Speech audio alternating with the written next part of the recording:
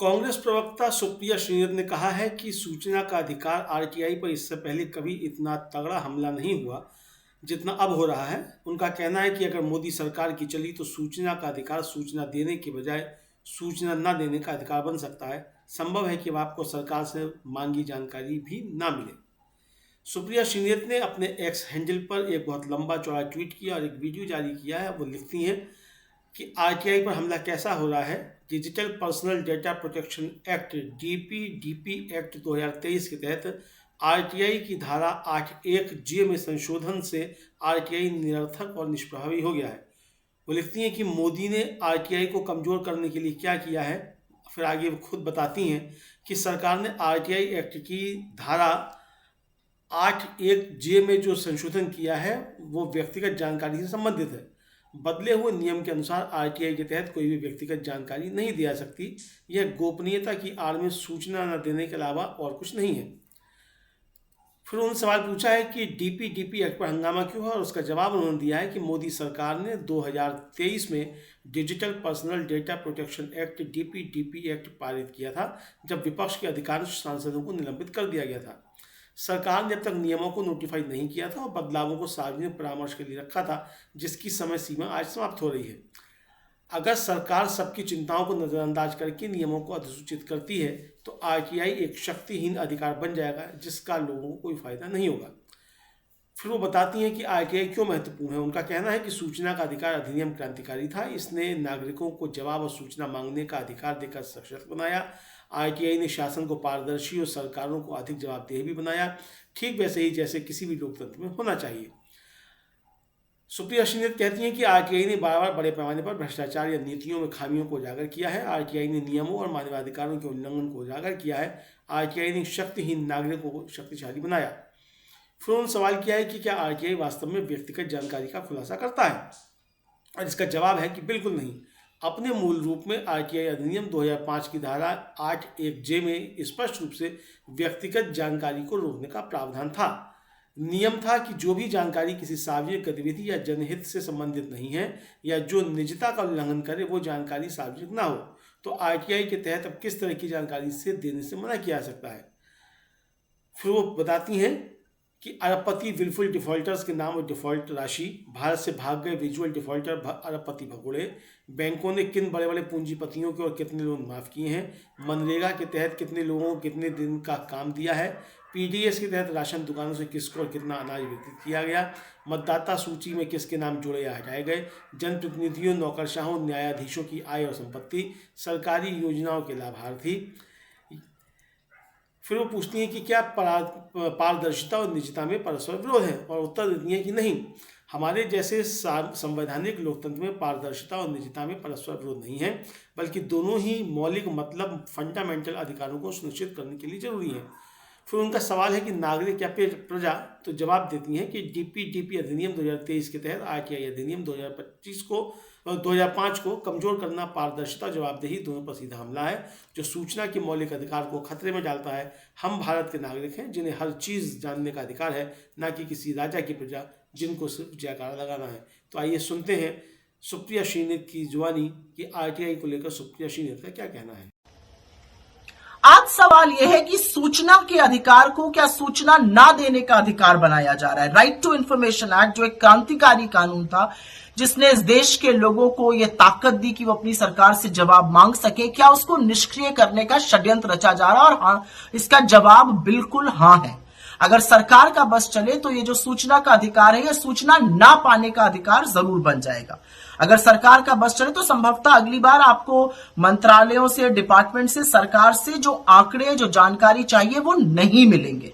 अब ध्यान से सुनिएगा, ऐसा क्यों कहा जा रहा है। सबसे पहला सवाल, आरटीआई को कैसे निष्प्रभावी बनाया जा रहा है।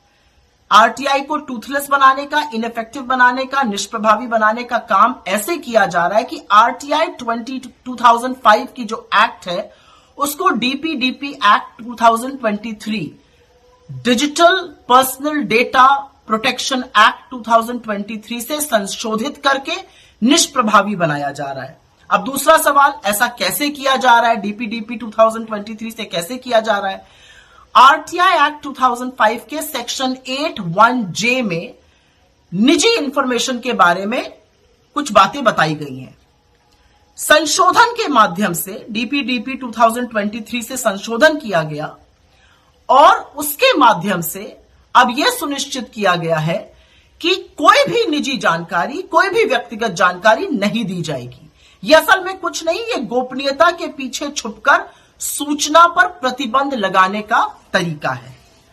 अब आप संभवतः ये जरूर पूछेगा कि जब ऐसा होगा तो अभी हंगामा क्यों हो रहा है, क्योंकि digital personal data protection act तो 2023 का है। बिल्कुल सही है। ये डीपीडीपी एक्ट 2023 संसद में तब पारित हुआ था जब अधिकांश सांसदों को, आपको याद है, बड़ी संख्या में निलंबित कर दिया गया था। सरकार ने इसके नियम, इसके रूल्स नोटिफाई नहीं किए थे और उसको सार्वजनिक पटल पे रखकर परामर्श मांगा गया जनता से, एक पब्लिक कंसल्टेशन किया जाता है। उसकी तारीख आज खत्म हो रही है पब्लिक कंसल्टेशन की। तो सरकार का अगर बस चलेगा तो ये जो कानून है, ये इसके रूल्स नोटिफाई हो जाएंगे और जो आरटीआई 2005 का है वो पूरी तरह से निष्क्रिय हो जाएगा। आप सरकार से सवाल जवाब नहीं मांग सकते हैं। अब सवाल यह भी उठता है कि आरटीआई में इतनी बड़ी बात क्या, आरटीआई महत्वपूर्ण क्यों है? आरटीआई एक क्रांतिकारी अधिनियम है, एक क्रांतिकारी कानून है जिसने इस देश के लोगों को ताकत दी कि वो सरकारों से जवाब मांग सके, वो सूचना मांग सके। इस देश की गवर्नेंस को ट्रांसपेरेंट बनाया, पारदर्शिता लाए और साथ ही साथ सरकारों को जवाबदेह बनाया, जो एक लोकतंत्र में होना चाहिए। आरटीआई के माध्यम से बड़े बड़े भ्रष्टाचार उजागर हुए। आरटीआई के माध्यम से पॉलिसी में नीति की खामियां उजागर हुई। आरटीआई के माध्यम से तमाम ऐसी जानकारी मिली जिससे पता चला कि कौन वंचित रह जा रहा है।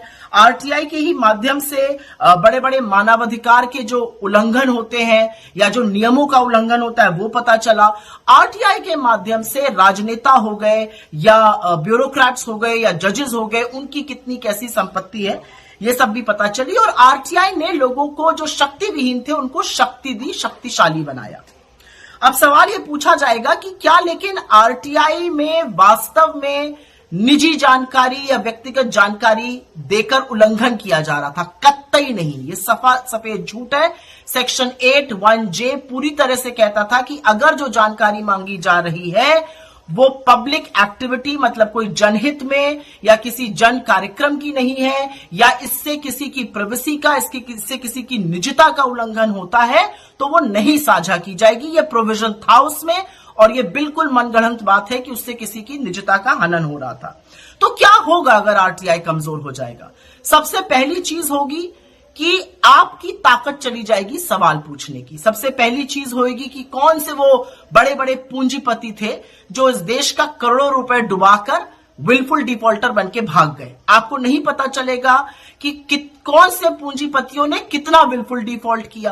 आपको नहीं पता चलेगा कि बैंक ने किन बड़े बड़े पूंजीपतियों की, क्रोनी कैपिटलिस्ट के कितने बड़े बड़े लोन माफ किए।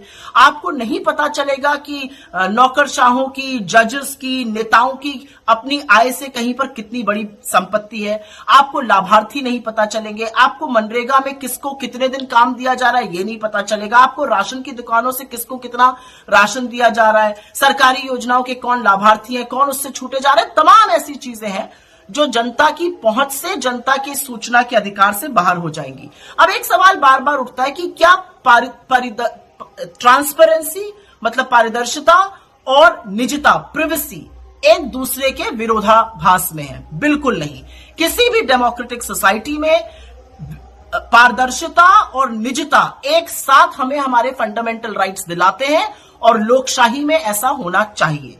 मैं अंत में सिर्फ इतना कहना चाहती हूं कि डीपीडीपी अधिनियम 2023 के द्वारा जो आरटीआई एक्ट 2005 में संशोधन किया गया है उससे आपके हक, आपका सूचना मांगने का अधिकार, आपकी जवाब मांगने की शक्ति छीन ली जाएगी। और एक बात याद रखिएगा, हम इस देश के नागरिक हैं इसलिए हमारे हाथ में ये ताकत है।